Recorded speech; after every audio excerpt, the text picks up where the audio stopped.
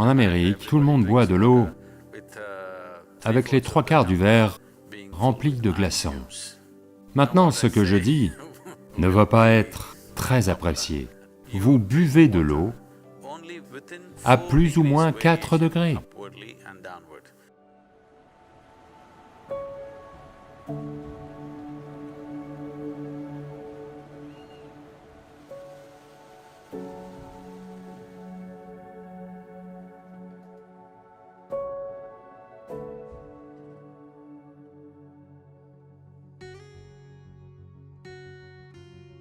En Amérique, tout le monde boit de l'eau avec les 3/4 du verre rempli de glaçons. Maintenant, ce que je dis ne va pas être très apprécié. Dans la culture yogique, si vous êtes un yogi, si vous êtes sur le chemin de la transformation intérieure, vous voulez amener votre système à une autre dimension en termes de possibilités, alors vous buvez de l'eau avec une différence de seulement 4 degrés vers le haut et vers le bas. Autrement dit, votre température corporelle normale est d'environ 36 degrés. Donc ce que vous buvez peut être entre 32 et 40 degrés. C'est la meilleure façon de boire. Si vous êtes un étudiant, c'est-à-dire que vous voulez absorber des connaissances, vous ne cherchez pas à vous transformer, vous voulez juste vous imprégner de savoir. Alors ce que vous buvez doit être à plus ou moins 8 degrés. Donc ce que vous buvez doit être entre 28 et 44 degrés.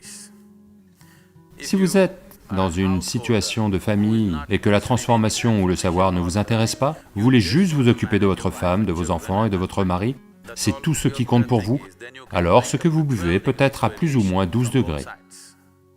Au-delà, ce n'est pas considéré comme étant propice à quiconque. Donc il est impopulaire de dire une telle chose, mais il est important que ce que vous consommiez soit suffisamment proche de votre température corporelle, pas trop éloigné de celle-ci, parce que ça va perturber la façon dont l'eau se comporte dans le système si l'on consomme de l'eau ou n'importe quelle substance dont la température est très éloignée de la température du corps. Je sais que ceux qui adorent les glaces vont me crier dessus maintenant. Je vous donne simplement les conditions idéales. Ceux d'entre vous qui veulent vivre dans la zone idéale, ou en être conscient autant que possible, rester dans cette zone est une bonne chose. Si vous n'avez pas soif, si vous ne buvez pas d'eau, rien ne se passera, vous irez bien. Il n'y a qu'en Amérique que vous allez mourir si vous ne buvez pas d'eau. Les gens ne boivent comme ça nulle part ailleurs. Quand ils ont soif, ils boivent de l'eau, autrement ils vont bien, même dans un désert.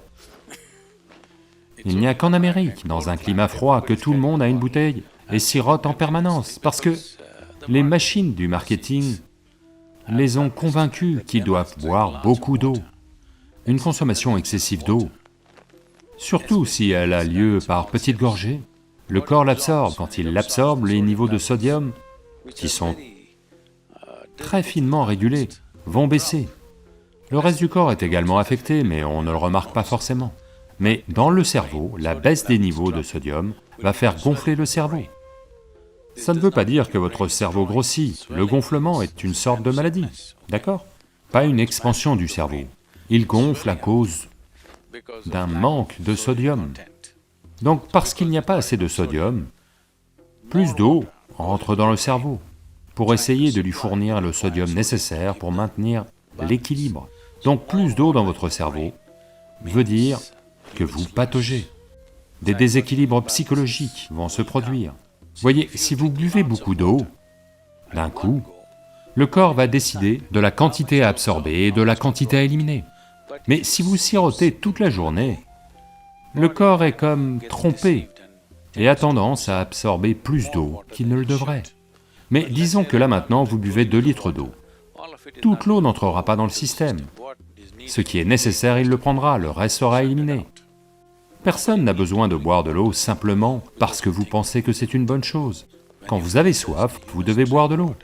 Juste pour être sûr d'en boire assez, buvez 10% de plus que ce dont vous avez réellement besoin, quelques verres de plus, juste pour vous assurer que vous n'en buvez pas moins.